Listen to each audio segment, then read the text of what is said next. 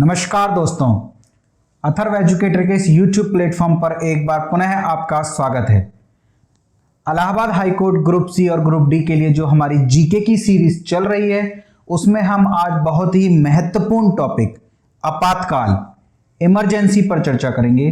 दोस्तों, ये टॉपिक तो छोटा ही है किंतु बेहद महत्वपूर्ण है। परीक्षा में इस टॉपिक से अक्सर प्रश्न पूछे जाते हैं। निकट भविष्य में कई परीक्षाएं हैं, जैसे कि इलाहाबाद हाईकोर्ट ग्रुप सी और ग्रुप डी की परीक्षा दिसंबर में होनी है। इसके साथ ही forest guard, junior assistant, SSC, GD जैसी कई परीक्षाएं होनी हैं। इन सभी परीक्षाओं में यह टॉपिक बहुत महत्वपूर्ण है। दोस्तों, आपको सीधे इस टॉपिक से प्रश्न देखने को आपकी परीक्षा में मिलेंगे। तो चलिए, इससे पहले कि मैं सेशन प्रारंभ करूं, यदि चैनल पर नए आए हैं या चैनल को अभी तक सब्सक्राइब नहीं किया है दोस्तों, तो प्लीज चैनल को सब्सक्राइब कीजिए और यदि सेशन पसंद आए तो वीडियो को लाइक भी कीजिएगा। ज्यादा से ज्यादा दोस्तों को अपने से शेयर कीजिए ताकि उन्हें भी इस सेशन का फायदा मिल सके। तो चलिए प्रारंभ करता हूं मैं आज का पहला प्रश्न। और आज का पहला प्रश्न है, संविधान के किस भाग में राष्ट्रीय आपातकाल का वर्णन है? भाग 15, भाग 17, भाग 18 या भाग 20? तो दोस्तों, राष्ट्रीय आपातकाल का भाग आपसे पूछ रहा है। जैसे कि हम सभी जानते हैं कि हम भारतीय संविधान में कुल 22 भाग हैं। तो आपसे पूछ रहा है कि राष्ट्रीय आपातकाल इस संविधान के इन 22 भागों में से किस भाग में वर्णित है? तो राष्ट्रीय आपातकाल का वर्णन भाग 18 में है। दोस्तों, भारतीय संविधान के भाग 18 में राष्ट्रीय आपातकाल से जुड़े हुए अनुच्छेदों का वर्णन है। पर देखेंगे हम एक एक करके सभी अनुच्छेद की किसमें क्या है, लेकिन प्रश्नों के माध्यम से। तो चलिए देखते हैं अपना दूसरा प्रश्न। भारतीय संविधान के अंतर्गत कितने प्रकार के आपातकाल की सोच है? देखो दोस्तों, ये पूछना चाह रहा है प्रश्न कि भारतीय संविधान के अंतर्गत कितने प्रकार के आपातकाल लगाए जाते हैं। मैं ये प्रश्न ऐसे भी दे सकता था, कितने प्रकार के आपातकाल लगाए जाते हैं, पर एग्जाम में ये प्रश्न इसी भाषा में पूछा हुआ है, आया हुआ प्रश्न है, इसलिए मैंने एज इट इज यहां पे लिखा है ताकि एग्जाम में अगर ये प्रश्न रिपीट हो तो आप कंफ्यूज ना हो। भारतीय संविधान के अंतर्गत कितने प्रकार के आपातकाल की सोच है? 2, 3, 4 या 1? तो दोस्तों देखिए, ध्यान रखिएगा कि भारतीय संविधान के अंतर्गत 3 प्रकार के आपातकाल लगाए जाते हैं। एक है राष्ट्रीय आपातकाल, राष्ट्रीय आपातकाल। एक होता है राज्यों में राष्ट्रपति शासन, राज्यों में राष्ट्रपति शासन। और तीसरा है वित्तीय आपातकाल, वित्तीय आपातकाल। अभी इनके अनुच्छेद में नहीं बता रहा क्योंकि मैंने प्रश्न में पूछे हुए हैं। तो 3 प्रकार के आपातकाल लगाए जाते हैं। पहला है राष्ट्रीय आपातकाल, दूसरा है राज्यों में राष्ट्रपति शासन और तीसरा है वित्तीय आपातकाल, वित्तीय आपातकाल। ध्यान रखिएगा, जब भी आपातकाल करके आपको कोई भी प्रश्न पूछा जाए तो इसका मतलब है कि वह राष्ट्रीय आपातकाल की बात कर रहा है। अक्सर प्रश्नों में राष्ट्रीय आपातकाल पूरा नहीं लिखा होता, सिर्फ आपातकाल लिखा होता है। तो जब कभी भी राष्ट्रपति शासन के बारे में बात करेगा तो वो राष्ट्रपति शासन लिखेगा, वित्तीय आपातकाल की बात करेगा तो वित्तीय आपातकाल लिखेगा। पर जब कभी आपातकाल सिर्फ अकेला लिखा मिले तो आपको समझ जाना है कि वह राष्ट्रीय आपातकाल की बात कर रहा है। अभी हम देखेंगे एग्जाम में प्रश्नों में कि कैसे, क्या कहना चाहता हूं मैं। तो चलिए देखते हैं हम अपना तीसरा प्रश्न। तीसरा प्रश्न है, किस अनुच्छेद के अनुसार भारत के राष्ट्रपति आपातकाल की घोषणा कर सकते हैं? अब देखिए, इसमें सिर्फ आपातकाल लिखा है, इसका मतलब है कि यह राष्ट्रीय आपातकाल, नेशनल इमरजेंसी की बात कर रहा है। राष्ट्रीय आपातकाल, तो ये कह रहा है कि किस अनुच्छेद के तहत भारत के राष्ट्रपति राष्ट्रीय आपातकाल की घोषणा करते हैं? तो हमारे प्रश्न का उत्तर हो जाएगा अनुच्छेद 352। अनुच्छेद 352 में उन आधारों का वर्णन है जिन आधार पर भारत के राष्ट्रपति देश में आपातकाल की घोषणा कर सकते हैं, या उन परिस्थितियों का वर्णन है जिन परिस्थितियों में भारत के राष्ट्रपति आपातकाल की घोषणा कर सकते हैं। और तरीका वगैरह सब अनुच्छेद 352 में ही है। तो चलिए देखते हैं अगला प्रश्न। भारत का राष्ट्रपति भारत में आपातकाल की घोषणा कर सकता है, निम्न में से किस आधार पर यह घोषणा नहीं की जा सकती? तो आपको पता होना चाहिए कि इमरजेंसी घोषित करने के लिए या आपातकाल लगाने के लिए संविधान में कौन कौन से आधार दिए हुए हैं। हम बात करेंगे मूल संविधान में कौन से आधार दिए हुए थे और वर्तमान में परिस्थिति क्या है। तो पहले बात करते हैं वर्तमान में वे कौन कौन से आधार हैं जिन आधारों पर राष्ट्रीय आपातकाल की घोषणा की जा सकती है। तो ध्यान रखिएगा, यदि भारत युद्ध में व्यस्त हो, यदि भारत किसी देश के साथ युद्ध में शामिल हो, तो ऐसी स्थिति में राष्ट्र में राष्ट्रीय आपातकाल लगाया जा सकता है। या बाह्य आक्रमण। अब आप कहेंगे कि बाह्य आक्रमण युद्ध ही तो हुआ, तो बाह्य आक्रमण का मतलब है कि किसी ने भारत पर आक्रमण किया है, पर युद्ध के लिए आवश्यक नहीं है कि कोई भारत पर आक्रमण करे। किसी स्थिति में भारत भी तो किसी देश पर आक्रमण कर सकता है। हालांकि अभी तक भारत ने कभी किसी देश पर आक्रमण नहीं किया, पर भविष्य में ऐसी परिस्थितियां बन सकती हैं जब भारत को किसी देश पर आक्रमण करना पड़े, तो उसे युद्ध की स्थिति कहेंगे। उस स्थिति में भी तो नेशनल इमरजेंसी लगाई जा सकती है। या फिर हमारे ऊपर कोई आक्रमण करे तो बाह्य आक्रमण, यानी युद्ध और बाह्य आक्रमण, इन दोनों ही आधारों पर राष्ट्रपति आपातकाल की घोषणा कर सकते हैं। इसके अलावा जो तीसरा आधार दिया हुआ है वो है सशस्त्र विद्रोह का। सशस्त्र विद्रोह यानी देश में आर्म रेबिलियन, सशस्त्र विद्रोह का खतरा हो या सशस्त्र विद्रोह हो, ऐसी परिस्थितियों में राष्ट्रपति आपातकाल की घोषणा कर सकते हैं। जबकि आंतरिक अशांति जैसा आधार राष्ट्रीय आपातकाल की घोषणा करने के लिए वर्तमान संविधान में नहीं है। बात करें मूल संविधान की, तो मूल संविधान में अगर बात करें मूल संविधान में, तो मूल संविधान में एक आधार युद्ध था, एक आधार बाह्य आक्रमण था और तीसरा आधार सशस्त्र विद्रोह न होकर के आंतरिक अशांति लिखा हुआ था, आंतरिक अशांति। किंतु 44वें संविधान संशोधन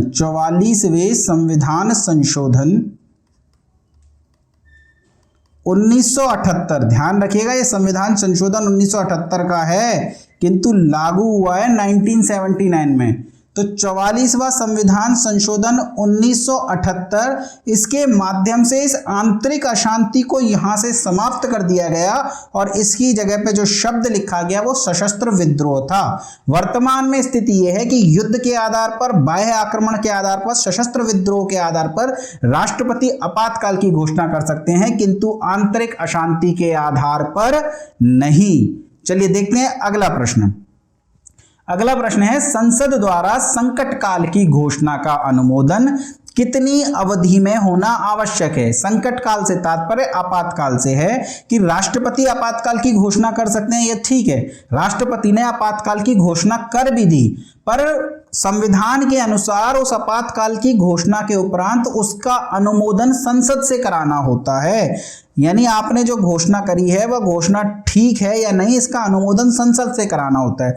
पूछा जा रहा है कि घोषणा करने की कितनी अवधि में वो अनुमोदन होना आवश्यक है, 14 दिन, 3 माह, 1 माह या 6 माह।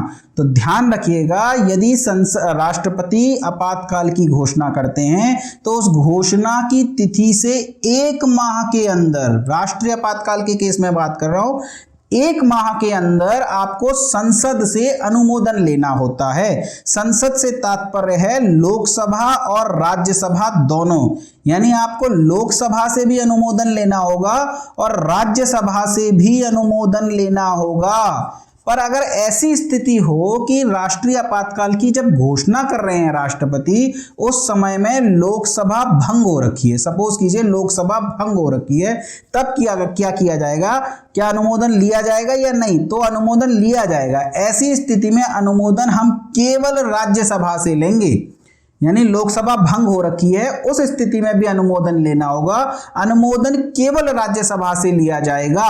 किंतु जब भी लोकसभा गठित होगी तो उस लोकसभा के गठन के 30 दिन के अंदर लोकसभा से भी अनुमोदन लेना होगा, लोकसभा से भी अनुमोदन लेना होगा। यानी आपने राज्यसभा से तो अनुमोदन ले लिया किंतु लोकसभा से तो नहीं लिया है, अभी भंग हो रखी थी लोकसभा। तो जब भी गठन हो जाएगा तो 30 दिन, यहाँ 1 माह नहीं लिखा हुआ, ध्यान रखिएगा, दूसरे केस में लिखा है 30 दिन, 30 दिन के अंदर लोकसभा से भी अनुमोदन लेना होगा। हालांकि 30 दिन का मतलब 1 माह ही होता है, पर यदि लोकसभा चल रही है, भंग नहीं है, राज्यसभा भी है, तो लोकसभा और राज्यसभा दोनों से ही अनुमोदन लेना होगा। एक भी सदन यदि अनुमोदन देने से इनकार कर देता है तो आपातकाल समाप्त हो जाएगा। तो ध्यान रखिएगा, अगर प्रश्न आता है कि राज्यसभा भंग हो रखी है तो भाई साहब राज्यसभा एक स्थायी सदन है, वो कभी भंग नहीं होता, भंग होती है केवल लोकसभा। और लोकसभा के भंग की स्थिति में क्या होगा वो मैंने आपको अच्छे से बता दिया है। चलिए देखते हैं हम अपना अगला प्रश्न। प्रश्न भी वही था दोस्तों, मैंने आपको पहले ही बता दिया, लोकसभा के भंग हो जाने की स्थिति में आपातकाल लगाए जाने पर अनुमोदन कौन देगा? राज्यसभा, राष्ट्रपति, भारत का मुख्य न्यायाधीश, या ऐसी स्थिति में आपातकाल नहीं लगाया जा सकता? हम उत्तर दे चुके हैं कि आपातकाल अगर लोकसभा भंग हो रखी है तो केवल राज्यसभा अनुमोदन देगी, किंतु लोकसभा के गठन के 30 दिन के अंदर नई लोकसभा से अनुमोदन लेना होगा।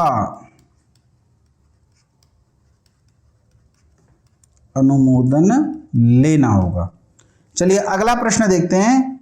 अगला प्रश्न है, राष्ट्रीय आपातकाल में लोकसभा की अवधि नहीं बढ़ाई जा सकती। जब तक आपातकाल रहे तब तक के लिए बढ़ाई जा सकती है, केवल 1 वर्ष के लिए बढ़ाई जा सकती है, या आपातकाल की समाप्ति तक बढ़ाई जा सकती है किंतु एक समय में केवल 1 वर्ष के लिए बढ़ाई जा सकती है। ध्यान रखिएगा, जब भी राष्ट्रीय आपातकाल लगा हो ऐसी स्थिति में लोकसभा और विधानसभा दोनों की अवधि को बढ़ाया जा सकता है। लोकसभा की अवधि 5 वर्ष होती है और किसी भी राज्य की विधानसभा की अवधि भी 5 वर्ष होती है। पर यदि देश में राष्ट्रीय आपातकाल लगा हुआ हो तो लोकसभा की अवधि भी बढ़ाई जा सकती है, राज्यसभा की अवधि भी बढ़ाई जा सकती है।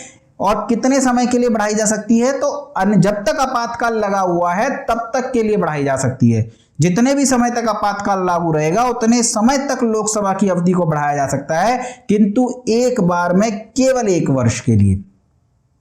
इसे ऐसे समझिए कि अगर आपातकाल आज लगाया जाता है, 2022 में अगर देश में आपातकाल लगाया जाता है और 2028 तक सपोज आपातकाल रहता है, तो लोकसभा की अवधि को अभी बढ़ाया जा सकता है 1 वर्ष के लिए।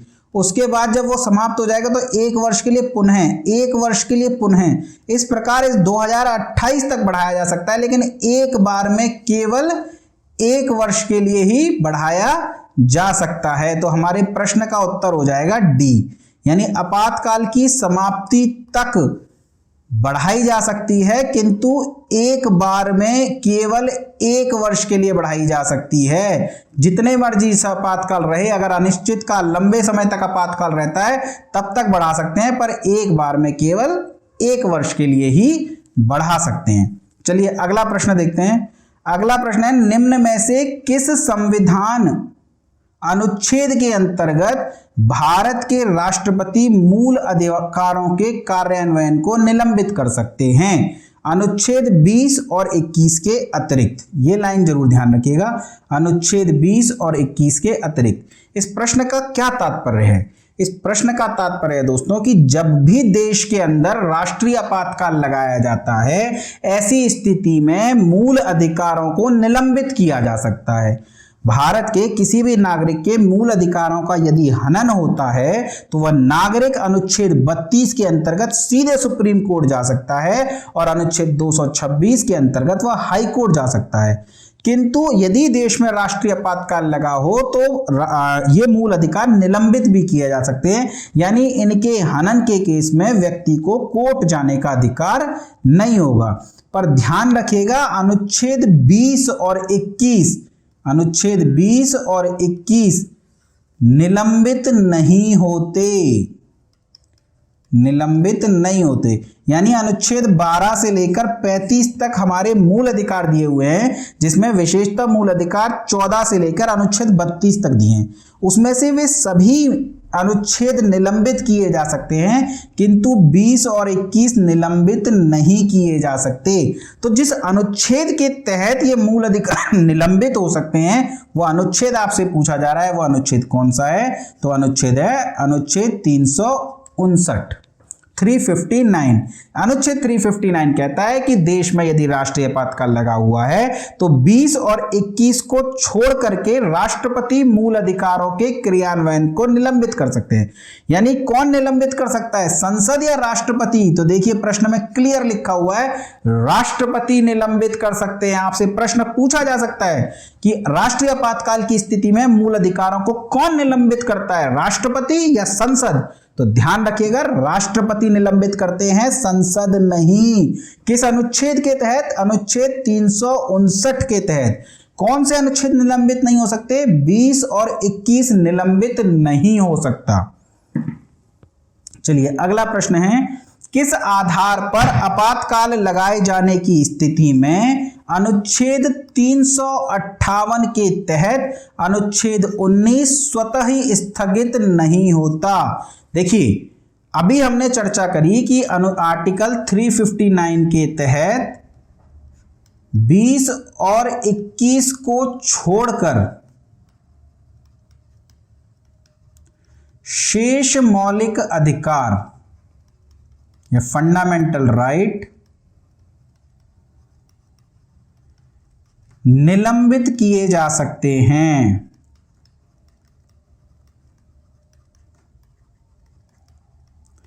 लेकिन ये निलंबित किए जा सकते हैं, स्वतः ही निलंबित नहीं होते। ऐसा नहीं है कि यदि राष्ट्रीय आपातकाल लग गया तो अनुच्छेद 20 और 21 को छोड़ करके शेष मौलिक अधिकार निलंबित हो जाएंगे। नहीं, यदि राष्ट्रपति घोषणा करते हैं कि मौलिक अधिकार निलंबित किए जाते हैं तब निलंबित होंगे। यदि राष्ट्रपति ऐसी घोषणा नहीं करते तो ये मौलिक अधिकार निलंबित नहीं होंगे। किंतु अनुच्छेद 358 कहता है कि यदि इसमें से कुछ आधार दिए हुए हैं, इन आधारों पर राष्ट्रीय आपातकाल लगेगा तो अनुच्छेद 19 स्वतः ही स्थगित हो जाएगा। केवल अनुच्छेद 19 की बात हो रही है। तो अनुच्छेद 358 के तहत यदि युद्ध और बाह्य आक्रमण इन दोनों के केस में, यानी युद्ध किया जाता है और युद्ध के केस में अगर नेशनल इमरजेंसी लगाई जाती है, राष्ट्रीय आपातकाल लगाया जाता है, तो अनुच्छेद 19 स्वतः ही स्थगित हो जाएगा। बाह्य आक्रमण के केस में इमरजेंसी लगाई जाती है तो अनुच्छेद 19 स्वतः ही स्थगित हो जाएगा। किंतु सशस्त्र विद्रोह को आधार बना करके राष्ट्रीय आपातकाल लगाया जाता है तो स्वतः ही स्थगित नहीं होगा अनुच्छेद 19। हालांकि 359 के तहत उसे स्थगित किया जा सकता है किंतु स्वतः ही स्थगित नहीं होगा। इसे आप ऐसे समझिए, यहां पर एक स्लाइड बना मैं अलग से समझाता हूं कि सपोज कीजिए कि युद्ध के आधार पर राष्ट्रीय आपातकाल लगाया गया है, युद्ध के आधार पर, तो 19 स्वतः ही निलंबित हो जाएगा। स्वतः ही, यानी जैसे ही राष्ट्रीय आपातकाल लगेगा युद्ध के आधार पर, वैसे ही 19 अनुच्छेद 19 निलंबित हो जाएगा। 20 और 21 कभी निलंबित नहीं होते, तो ये निलंबित नहीं होंगे। जबकि अन्य को निलंबित किया जा सकता है राष्ट्रपति द्वारा, निलंबित किए जा सकते हैं राष्ट्रपति द्वारा।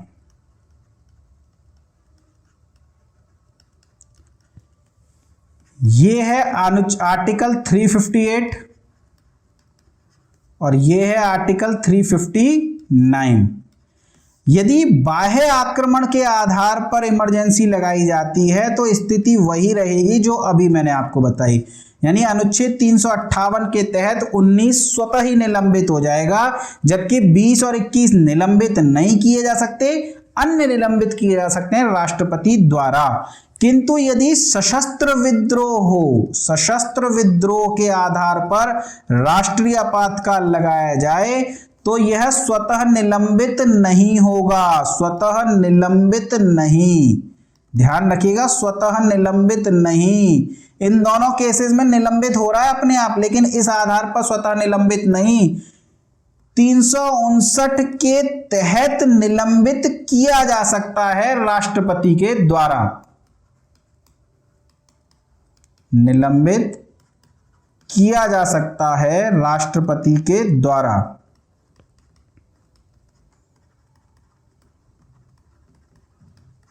और यहां शेष स्थिति सेम रहेगी। मुझे लगता है कि अब आपको समझ में आ गया होगा दोस्तों। नहीं समझ में आया हो तो इस वीडियो को दोबारा से देखिएगा, इस स्लाइड को दोबारा से देखिएगा, आपको डेफिनेटली समझ में आ जाएगा। उसके बाद भी आपको इस बारे में कोई तकलीफ है तो आप कमेंट में मुझसे पूछ सकते हैं, मैं आपके समस्याओं का समाधान करने का पूरा प्रयास करूंगा दोस्तों। चलिए आगे बढ़ते हैं और देखते हैं हम अपना अगला प्रश्न।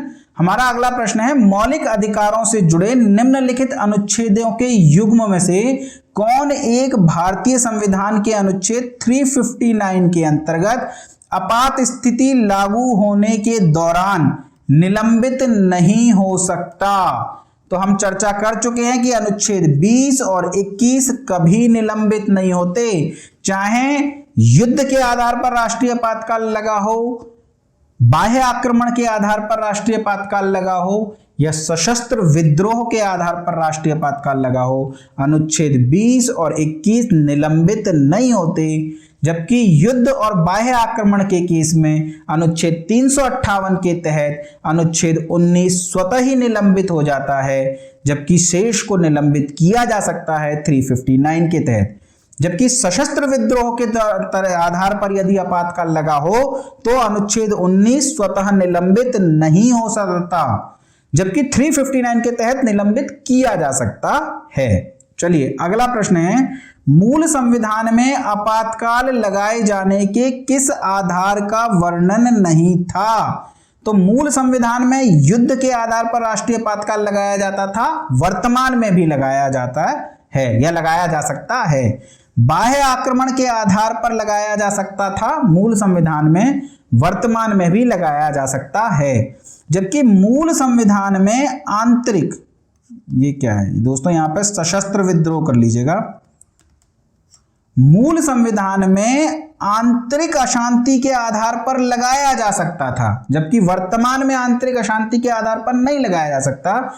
मूल संविधान में सशस्त्र विद्रोह के आधार पर नहीं लगाया जा सकता था, जबकि वर्तमान में लगाया जा सकता है। क्यों? क्योंकि 44वें संविधान संशोधन के माध्यम से आंतरिक अशांति शब्द को हटा दिया गया था, सशस्त्र विद्रोह को जोड़ दिया गया था। पर यह बात कर रहा है मूल संविधान की, तो मूल संविधान में सशस्त्र विद्रोह के आधार पर आपातकाल नहीं लगता था, जबकि वर्तमान में आंतरिक अशांति के आधार पर आपातकाल नहीं लगाया जा सकता।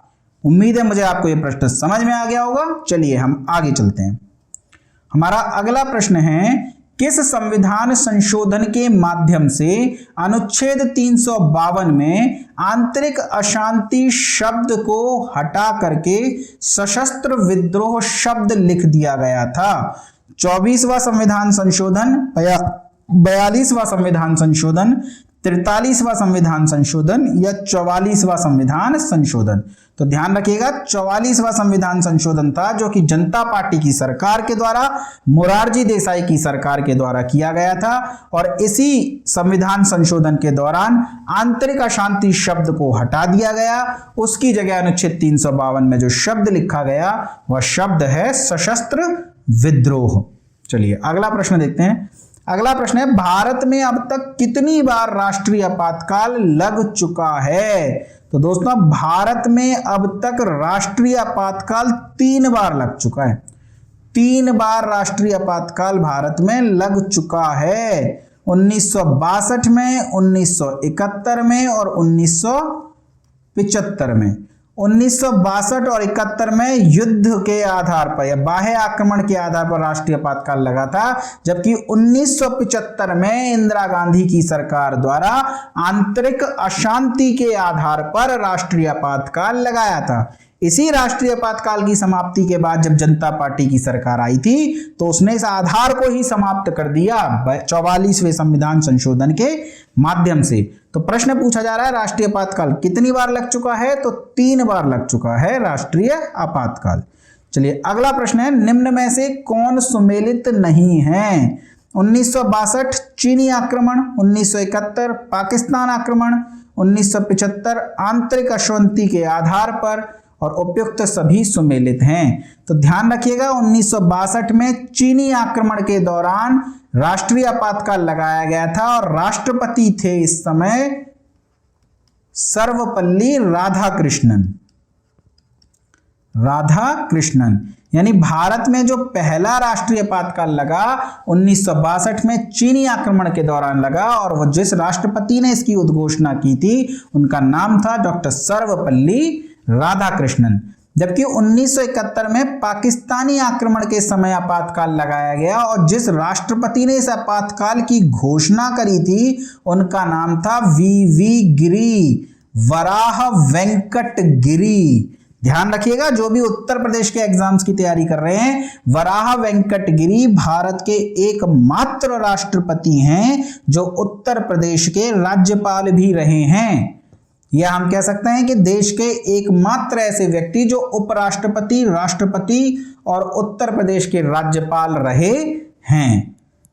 1975 में भी इमरजेंसी लगाई गई थी और जिस आधार पर लगाई गई थी वह था आंतरिक असंतोष के आधार पर। प्रधानमंत्री थी इंदिरा गांधी और जो राष्ट्रपति थे वो थे फखरुद्दीन अली अहमद। इंदिरा गांधी सबको पता है दोस्तों, एग्जाम में आपसे पूछा जाएगा राष्ट्रपति कौन थे, तो फखरुद्दीन अली अहमद। हालांकि मैं जानता हूं आप में से ज्यादातर ये आंसर जानते हैं कि राष्ट्रपति कौन थे, फखरुद्दीन अली अहमद, पर जो नहीं जानते वो ध्यान रखिएगा। पहले जब राष्ट्रीय आपातकाल लगा तो राष्ट्रपति थे राधाकृष्णन, दूसरे राष्ट्रीय आपातकाल की घोषणा की थी राष्ट्रपति वीवी गिरी ने, और तीसरे राष्ट्रीय आपातकाल की घोषणा करी थी राष्ट्रपति फखरुद्दीन अली अहमद ने।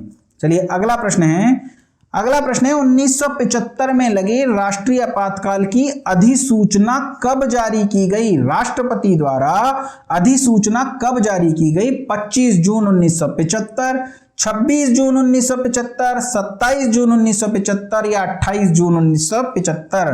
देखिए बिल्कुल क्लोज ऑप्शन है, जिसे एग्जैक्ट आंसर पता है वही दे सकेगा। दोस्तों ध्यान रखिएगा आपसे 2 प्रश्न पूछे जा सकते हैं। एक तो पूछा जा सकता है 1975 में लगे राष्ट्रीय आपातकाल की अधिसूचना कब जारी की गई। यदि आपसे पूछा जा रहा है अधिसूचना कब जारी की गई तो उत्तर हो जाएगा 25 जून 1975। यानी 25 जून 1975 की रात्रि को भारत के राष्ट्रपति फखरुद्दीन अली अहमद ने आंतरिक अशांति के आधार पर देश में राष्ट्रीय आपातकाल लगा दिया। पर आपसे पूछा जा सकता है कि यह लागू कब से हुआ, तो ध्यान रखिएगा लागू हुआ है यह 26 जून 1975। यानी अगर आपसे लागू होने की तिथि पूछता तो हमारा उत्तर बी हो जाता, पर आपसे पूछ रहा है कि जारी कब की गई, यदि जारी कब की गई पूछेगा तो उत्तर हो जाएगा 25 जून 1975 को। चलिए अगला प्रश्न देखते हैं। अगला प्रश्न है, एक बार अनुमोदन प्राप्त हो जाने पर राष्ट्रीय आपातकाल कितने समय तक जारी रह सकता है? देखिए युद्ध के आधार पर, बाह्य आक्रमण के आधार पर या सशस्त्र विद्रोह के आधार पर राष्ट्रपति देश में राष्ट्रीय आपातकाल की उद्घोषणा कर सकते हैं। वह राष्ट्रीय आपातकाल 1 माह के अंदर संसद से अनुमोदित होना आवश्यक है। प्रश्न पूछा जा रहा है कि एक बार जब संसद अनुमोदन दे देगी तो वह राष्ट्रीय आपातकाल कितने समय तक लगा रह सकता है? 3 माह तक, 6 माह तक, 1 वर्ष तक या 3 वर्ष तक?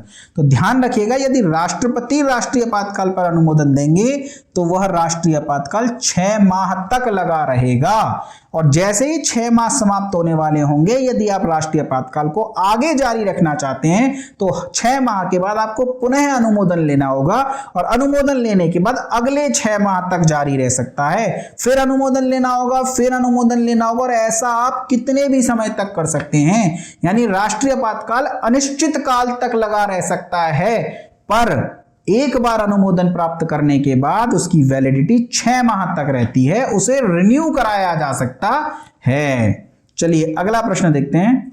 अगला प्रश्न है, राष्ट्रपति किसकी सिफारिश पर राष्ट्रीय आपातकाल की घोषणा करता है? यह बहुत इंपॉर्टेंट प्रश्न है दोस्तों, ध्यान रखिएगा। अनुच्छेद 53 कहता है कि भारत की कार्यपालिका शक्ति राष्ट्रपति में निहित है और राष्ट्रपति स्वयं या अपने अधीनस्थों के माध्यम से इन शक्तियों का प्रयोग करेगा।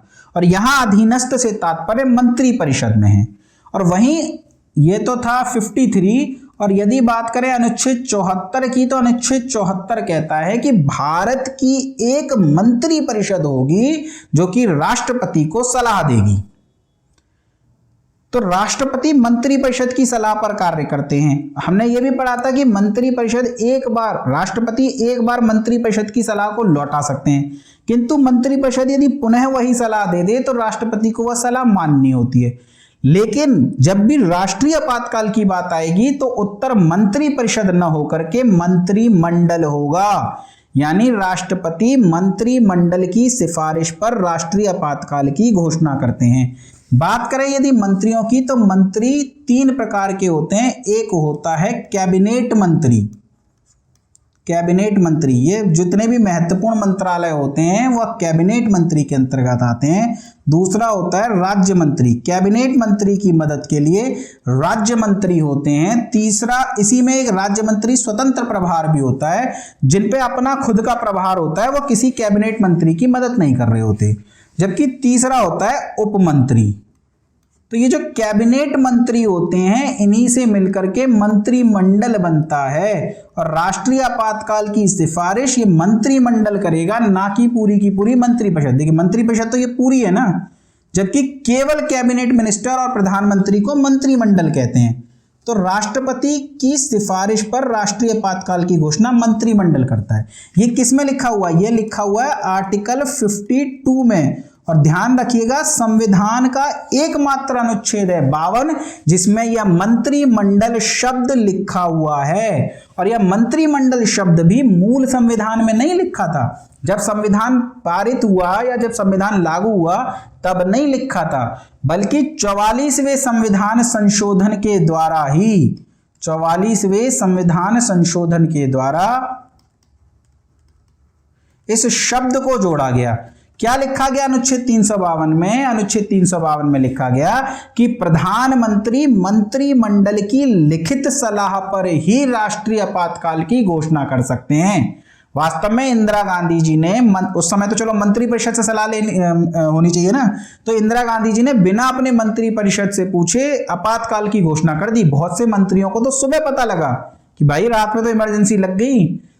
तो ऐसी स्थिति से बचाने के लिए मोरारजी देसाई की सरकार ने संविधान संशोधन किया और संविधान संशोधन के माध्यम से अनुच्छेद 352 में स्पष्ट रूप से लिख दिया कि राष्ट्रपति केवल केंद्रीय मंत्रिमंडल की सिफारिश पर ही देश में राष्ट्रीय आपातकाल की घोषणा करेंगे। चलिए अगला प्रश्न है, भारतीय संविधान का एकमात्र अनुच्छेद जिसमें मंत्रिमंडल शब्द का उल्लेख है वो हो जाएगा अनुच्छेद 352। चलिए अगला प्रश्न है, राष्ट्रीय आपातकाल लगने पर क्या प्रभाव पड़ता है? एक प्रभाव तो हम पढ़ चुके हैं कि लोकसभा और विधानसभा की अवधि बढ़ाई जा सकती है, एक बार में 1 वर्ष के लिए बढ़ाई जा सकती है। उसके अलावा और क्या प्रभाव पड़ता है? तो 3 तरह की सूचियां होती हैं, संघ सूची, राज्य सूची और समवर्ती सूची। राज्य सूची और समवर्ती सूची। संघ सूची वह सूची होती है जिस पर संघ को कानून बनाने का अधिकार होता है, जबकि इस राज्य सूची पर राज्य को कानून बनाने का अधिकार होता है, और समवर्ती सूची पर राज्य और केंद्र दोनों कानून बना सकते हैं। लेकिन यदि देश में राष्ट्रीय आपातकाल लगा हो तो इस राज्य सूची के विषयों पर भी विधि बनाने का अधिकार संसद को प्राप्त हो जाता है। यह कथन सत्य है दोस्तों। आगे देखते हैं, संघ सरकार की कार्यपालिका शक्तियों का विस्तार राज्य सरकार की कार्यपालिका संबंधी शक्तियों तक हो जाता है। यह भी ठीक है। केंद्र और राज्य के बीच राजस्व का वितरण राष्ट्रपति के आदेशों द्वारा संचालित किया जाता है, ना कि संसद द्वारा।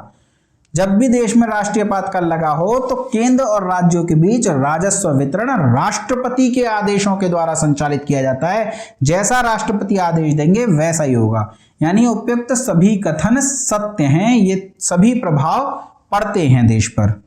चलिए अगला प्रश्न है, किस संविधान संशोधन द्वारा लोकसभा का कार्यकाल बढ़ा करके 6 वर्ष कर दिया गया? तो ध्यान रखिएगा, 42वें संविधान संशोधन द्वारा लोकसभा का कार्यकाल 6 वर्ष कर दिया गया। 5 वर्ष होता है, 42वें संविधान संशोधन द्वारा लोकसभा का कार्यकाल 6 वर्ष कर दिया गया। ध्यान रखिएगा, 44वें संविधान संशोधन द्वारा पुनः 5 वर्ष कर दिया गया। 44वें संविधान संशोधन द्वारा पुनः 5 वर्ष कर दिया गया। तो 42वें संविधान संशोधन द्वारा 6 वर्ष किया था और 44वें संविधान संशोधन द्वारा पुनः 5 वर्ष कर दिया गया।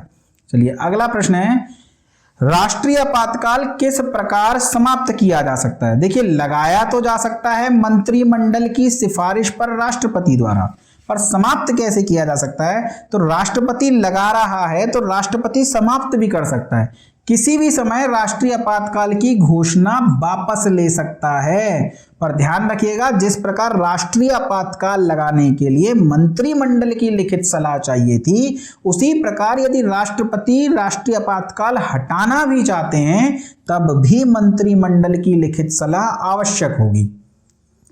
दूसरा तरीका यह है कि 1 महीने के भीतर यदि संसद द्वारा अनुमोदन ही प्राप्त न हो, जब भी राष्ट्रपति राष्ट्रीय आपातकाल की घोषणा करते हैं तो 1 माह के अंदर संसद से अनुमोदन लेना होता है, किंतु यदि 1 माह के अंदर संसद से अनुमोदन प्राप्त न हो, ऐसी स्थिति में भी राष्ट्रीय आपातकाल समाप्त हो जाता है। यानी ए भी सही है, बी भी सही है।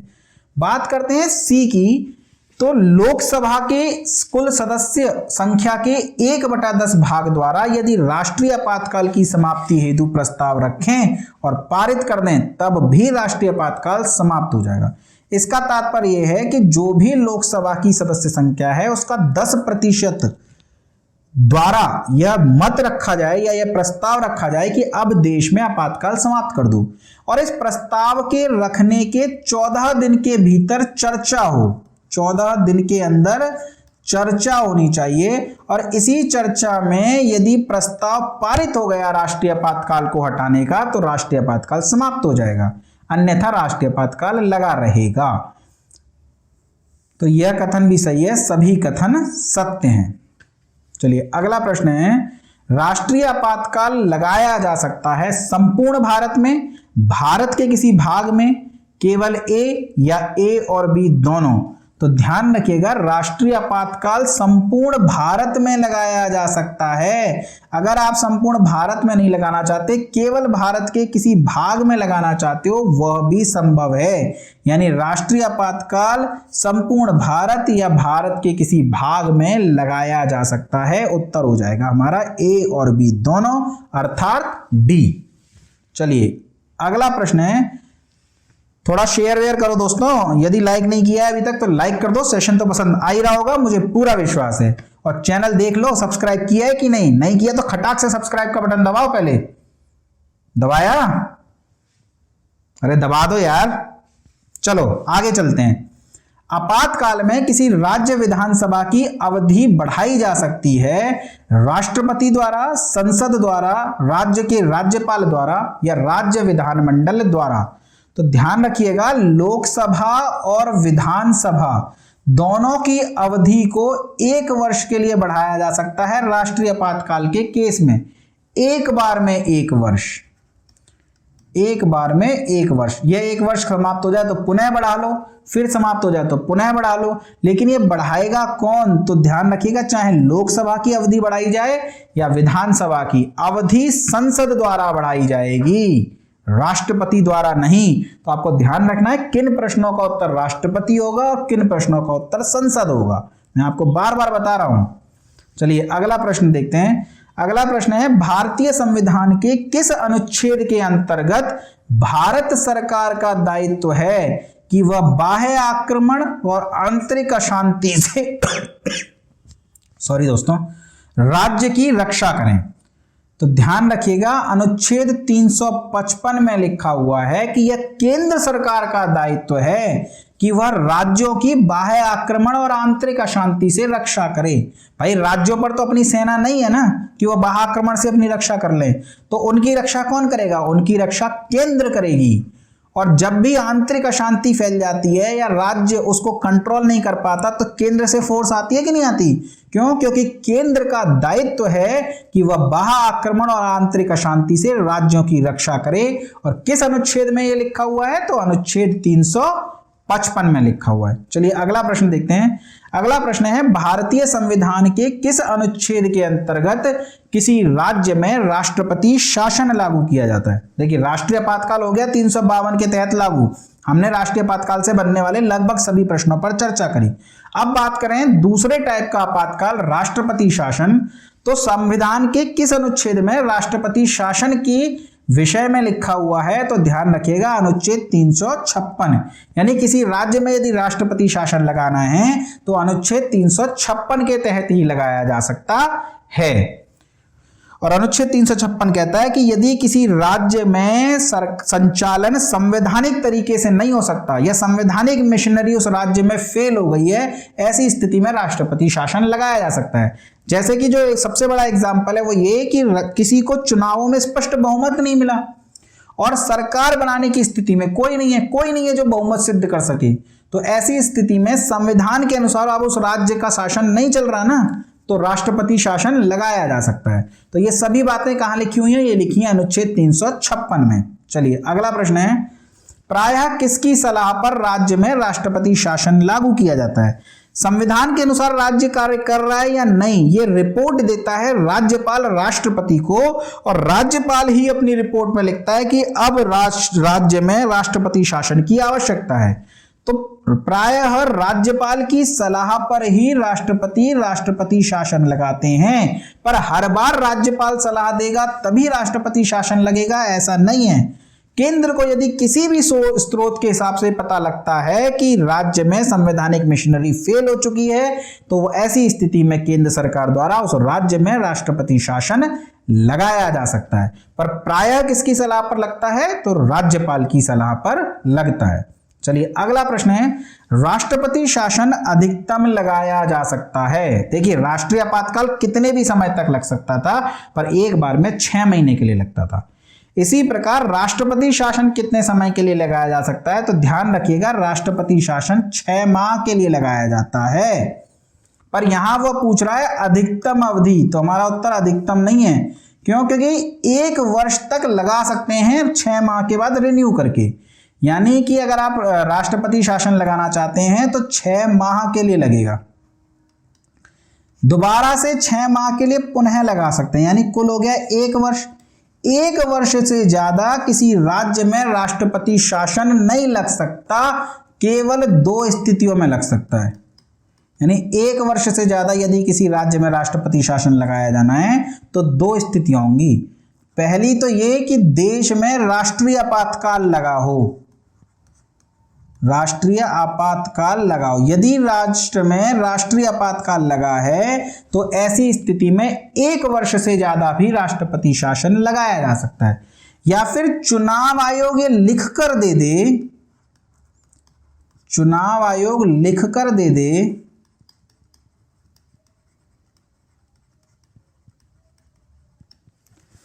कि अभी राज्य में चुनाव संभव नहीं है,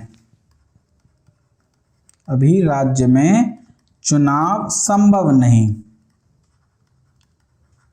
अगर ऐसा है तो राष्ट्रपति शासन 1 वर्ष से भी ज्यादा समय के लिए लगाया जा सकता है, पर किसी भी स्थिति में 3 वर्ष से अधिक राष्ट्रपति शासन नहीं लगाया जा सकता। यानी इन 2 स्थितियों में 3 वर्ष तक रह सकता है, अदरवाइज 1 ही वर्ष तक रह सकता है। 3 वर्ष ऑप्शन में है नहीं, तो 1 वर्ष के लिए राष्ट्रपति शासन अधिकतम रह सकता है, ना कि अनिश्चित काल के लिए। चलिए अगला प्रश्न देखते हैं। अगला प्रश्न है भारतीय संविधान के अनुच्छेद 356 के अंतर्गत राष्ट्रपति शासन सर्वप्रथम कहां लागू किया गया था? तो यदि बात करें राष्ट्रपति शासन सबसे पहले कहां लागू किया गया तो वह पेप्सू में किया गया। वर्तमान पंजाब का क्षेत्र प्राचीन समय में पेप्सू के नाम से जाना जाता था, जिसका फुल फॉर्म होता है Patiala and east Punjab, Patiala and east Punjab state union, अर्थात पेप्सू। तो सबसे पहले पेप्सू में ही राष्ट्रपति शासन लगाया गया था। यदि आपसे पूछ ले कि किस अनुच्छेद में यह उल्लेखित है कि संघ सरकार राज्य सरकार को निर्देश दे सकती है, अनुच्छेद 356, 355, 365 या 370, तो ध्यान रखिएगा इस प्रश्न का उत्तर हो जाएगा अनुच्छेद 365। 355 के तहत तो राज्य का कर्तव्य है कि वह बाह्य आक्रमण या युद्ध से राज्य की रक्षा करे। 356 के तहत राष्ट्रपति शासन लगाया जा सकता है किसी राज्य में, किंतु संघ सरकार राज्य सरकारों को निर्देश दे सकती है। ये किस अनुच्छेद में लिखा है? तो यह अनुच्छेद हो जाएगा 365। ध्यान रखिएगा, यदि संघ सरकार के निर्देशों को राज्य सरकार मानने से इनकार कर दे तो इसका तात्पर्य है कि राज्य में अब संवैधानिक मशीनरी फेल हो गई है, संविधान के अनुसार काम नहीं किया जा रहा, क्योंकि संविधान में तो संघ सरकार निर्देश दे सकती है पर राज्य सरकार उसे नहीं मान रही। ऐसी स्थिति में संघ सरकार राष्ट्रपति शासन इंपोज कर सकती है उस राज्य में। तो संघ सरकार राज्य सरकारों को निर्देश दे सकती है अनुच्छेद 365 के तहत। चलिए अगला प्रश्न देखते हैं। अगला प्रश्न है, किस राज्य में लगे राष्ट्रपति शासन को उच्च न्यायालय ने रद्द कर दिया? तो देखिए, हाल ही में कुछ समय पूर्व अरुणाचल प्रदेश में राष्ट्रपति शासन लगाया गया था केंद्र सरकार के द्वारा, पर उस राष्ट्रपति शासन को सुप्रीम कोर्ट ने रद्द कर दिया कि यह गलत तरीकों से इंपोज किया गया राष्ट्रपति शासन है। तो अरुणाचल प्रदेश में लगे राष्ट्रपति शासन को उच्चतम न्यायालय ने रद्द कर दिया था। चलिए अगला प्रश्न है, उत्तर प्रदेश में अब तक कुल कितनी बार राष्ट्रपति शासन लगाया जा चुका है? तो ध्यान रखिएगा, उत्तर प्रदेश में अब तक 10 बार राष्ट्रपति शासन लग चुका है, मणिपुर में भी 10 बार लग चुका है और उत्तर प्रदेश में भी 10 बार लग चुका है, जो अभी तक का सर्वाधिक है। तो उत्तर प्रदेश में कुल कितनी बार राष्ट्रपति शासन लग चुका है? तो उत्तर हो जाएगा 10 बार। चलिए अगला प्रश्न है, किसी राज्य में राष्ट्रपति शासन लग जाने पर कितने माह में संसद से अनुमोदन लेना होगा? ध्यान रखिएगा, राष्ट्रीय आपातकाल यदि लगा है तो 1 माह के अंदर संसद से अनुमोदन लेना होगा, जबकि यदि राष्ट्रपति शासन लगाया गया है तो 2 माह में संसद से अनुमोदन लेना होगा। स्थिति वही है कि यदि लोकसभा भंग हो रखी है तो ऐसी स्थिति में क्या किया जाए? तो आप राज्यसभा से अनुमोदन लेंगे, किंतु लोकसभा के पुनः गठित होने के 30 दिन के अंदर आपको लोकसभा से भी अनुमोदन लेना होगा। तो राष्ट्रपति शासन लग जाने पर कितने माह में संसद से अनुमोदन लेना होगा? तो उत्तर हो जाएगा 2 माह में। चलिए अगला प्रश्न देखते हैं। अगला प्रश्न है, निम्न में से किस अनुच्छेद के तहत दिल्ली में राष्ट्रपति शासन लगाया जाता है? देखिए, पूरे भारत में राष्ट्रपति शासन लगाया जाता है अनुच्छेद 356 के तहत, पर यदि बात करें दिल्ली की तो दिल्ली में राष्ट्रपति शासन लगता है अनुच्छेद 239A(b) के तहत। यानी दिल्ली में यदि राष्ट्रपति शासन लगाया जाना है तो 356 के प्रावधानों के तहत नहीं लगेगा, बल्कि अनुच्छेद 239A(b) के प्रावधानों के तहत ही राष्ट्रपति शासन लगाया जा सकता है। चलिए अगला प्रश्न देखते हैं। अगला प्रश्न है, निम्न में से किसने अनुच्छेद 356 को मृत पत्र कहा था? जो राष्ट्रपति शासन लगाने के लिए अधिकृत करता है अनुच्छेद 356, उसे किस संविधान सभा के सदस्य ने मृत पत्र कहा था? राजेंद्र प्रसाद ने, जवाहरलाल नेहरू ने, सरदार वल्लभ भाई पटेल ने या भीमराव अंबेडकर ने? तो दोस्तों, भीमराव अंबेडकर ने अनुच्छेद 356 को मृत पत्र कहा था। उन्होंने कहा था कि जो अनुच्छेद 356 है, जो राष्ट्रपति शासन की बात करता है, ये एक मृत पत्र है, इसका बहुत ज्यादा प्रयोग नहीं किया जाएगा, ये बहुत ही इमरजेंसी सिचुएशन में इसका प्रयोग किया जाएगा, पर आज राष्ट्रपति शासन को सर्वाधिक प्रयोग किया जाता है और जो भी सरकार आती है वह उस हर सरकार ने कहीं ना कहीं राष्ट्रपति शासन को इम्पोज किया ही है। बहुत बड़ी मात्रा में भारत में राज्यों में राष्ट्रपति शासन लगते हैं। तो उन भीमराव अंबेडकर की ये बात तो गलत सिद्ध हो गई कि अनुच्छेद 356 मृत पत्र है जिसका प्रयोग कभी कभार किया जाएगा। पर आपसे प्रश्न पूछ लिए कि मृत पत्र किसने कहा, तो उत्तर हो जाएगा भीमराव अंबेडकर। चलिए अगला प्रश्न देखते हैं। अगला प्रश्न है, निम्नलिखित में से किस अनुच्छेद के तहत भारत में वित्तीय आपातकाल लगाया जाता है? तीसरे प्रकार का आपातकाल वित्तीय आपातकाल। तो 352 में तो राष्ट्रीय आपातकाल है, राष्ट्रीय आपातकाल। अनुच्छेद 355 में राज्य का कर्तव्य दिया हुआ है कि वह युद्ध और बाह्य आक्रमण से रक्षा करे। राज्यों की, संघ का कर्तव्य, सॉरी यहां पे लिख लीजिए आप, इसको रेज करिए। संघ का कर्तव्य है, केंद्र का कर्तव्य है कि वह राज्य की बाह्य आक्रमण से रक्षा करे। जबकि 356 में राष्ट्रपति शासन के बारे में बात की गई है। तो वित्तीय आपातकाल के बारे में कौन सा अनुच्छेद बात करता है? तो अनुच्छेद 360। अनुच्छेद 360 के तहत यदि देश में वित्तीय साख को खतरा हो तो वित्तीय आपातकाल लगाया जा सकता है। प्रश्न पूछा जा रहा है कि वित्तीय आपातकाल लगाए जाने की स्थिति में कितने माह में संसद से अनुमोदन प्राप्त करना होगा? नेशनल इमरजेंसी के केस में, राष्ट्रीय आपातकाल के केस में 1 माह में संसद से अनुमोदन लेना होता है। बात करें राष्ट्रपति शासन के केस में 2 माह में अनुमोदन लेना होता है संसद से। उसी प्रकार यदि बात वित्तीय आपातकाल की हो रही हो तब भी अनुमोदन 2 माह में लेना होता है। 2 माह में अनुमोदन लेना होता है। तो प्रश्न का उत्तर हो जाएगा 2 माह में। चलिए अगला प्रश्न देखते हैं।